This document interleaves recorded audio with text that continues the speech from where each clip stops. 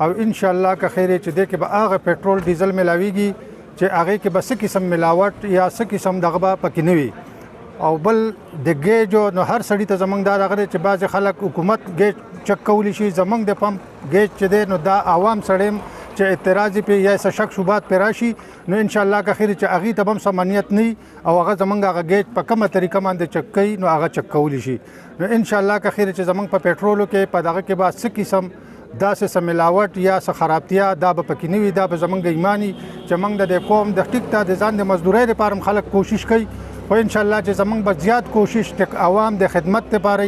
چې یاره د ګاډي یا داسې د ډېر ګاډي چې دي نو هغه د پېټرول او ډیزلو د وجې د هغې انجنانو ته او دې ته ډېر زیات نقصان پیښیږي. نو زمونږ په خپله د بچپن نه زمونږ د مشرانو نه دا زمونږ د ګاډو یو کاروبار او دا را روان دی. نو انشاءالله چې موږ په د تیلو پېټرولو موبلیلو باندې په دې باندې موږ ډېر زیات ښه پوهېږو، دا نه چې په دې نه پوهېږو. نو زمونږ دا یو شوق یو دغه و چې یاره موږ داسې یو پمپ یو دغه د تیلو اداره کولی وکړو چې هغه هر سړي ته تر هغې نه فایده حاصله شي.